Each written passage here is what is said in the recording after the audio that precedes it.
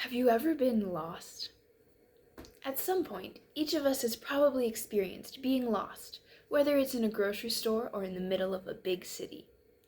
The idea of being lost is also addressed in many children's stories, like Corduroy, a bear who searches for his lost button, and Curious George, a monkey who gets lost quite often.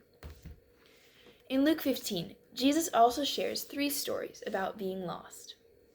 The first is about a shepherd searching for his lost sheep. The second is a woman searching for a precious coin. And the third is the story of the prodigal son. In this last parable, 2 people are lost, although in vastly different ways. At this point, you may question what I just said. Wasn't only one person lost? I will address this later in my speech, but first, we must describe what the word lost means. According to dictionary.com, it means no longer possessed, retained, or found, having gone astray or missed the way, not used to good purpose, and wasted. Merriam-Webster Dictionary also says that it's ruined or destroyed physically or morally, unable to find a way, and hopelessly unattainable. The children's movie, Finding Nemo, is the perfect example of being lost. Nemo is taken away beyond reach and hopelessly unattainable. A question I always have when someone is lost is where they are lost from.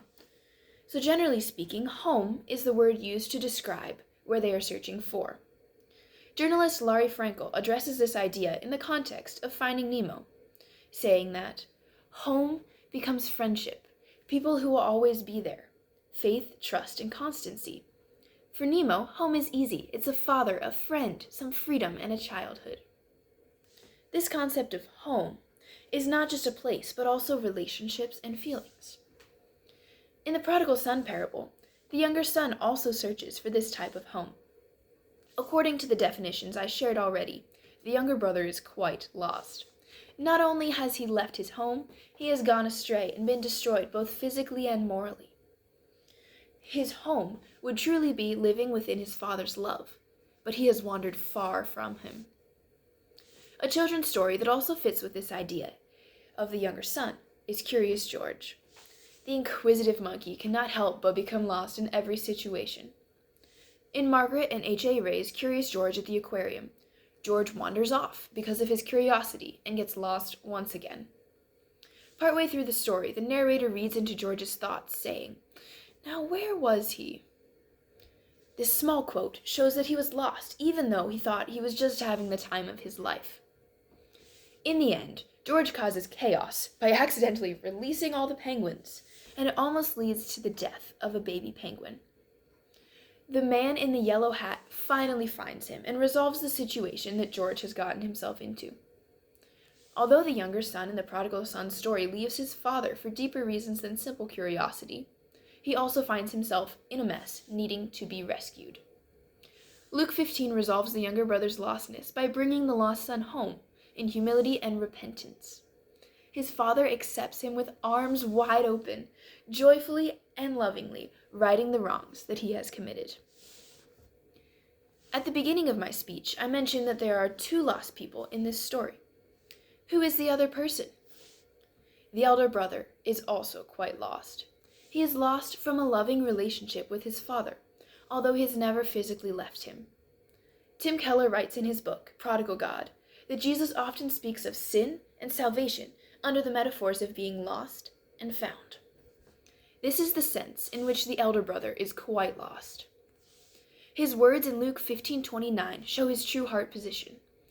"All these years I've been slaving for you and never disobeyed your orders. Yet you never gave me even a young goat so I could celebrate with my friends." He did not love his father in the sense of being at home with him. Instead, he was being obedient to his father in order to gain things for himself. He was incredibly self-centered. He became stuck in his self-centeredness, and then he lost his joy in serving his father because he did not do it out of love for his father, but instead out of love for himself. I also think of the movie Elf, but not the main character, Buddy, his father, Walter Hobbs. In a similar way to the elder brother, Hobbs is so lost in his pursuit of his own goals that his life becomes solely self-centered. Throughout the movie, Hobbs struggles with his self-centeredness, but he eventually reaches a point where he puts aside his own goals to truly act in love towards his family. Although this story is far from the same as the prodigal son story, it encompasses the idea of the radical self-centeredness of the elder son. The story of the prodigal son ultimately shows that both sons were lost. As Keller points out, both rebelled. One did so by being very bad, and the other by being extremely good. Both were alienated from the father's heart. Both were lost sons. The younger son wanted to do things his own way and wandered away from his father. The elder son wanted to use his father in order to gain things for himself. Neither loved the father for who he truly was, and neither was at home in a right relationship with their father. Even though both sons were desperately lost, their father still welcomed them home. He invited both of them to love him like he loves them and to be found instead of lost. Like evidenced in the stories of Finding Nemo, Curious George, and Elf, we are all lost and need found, and the Father is the one who can truly find us and offer us a home.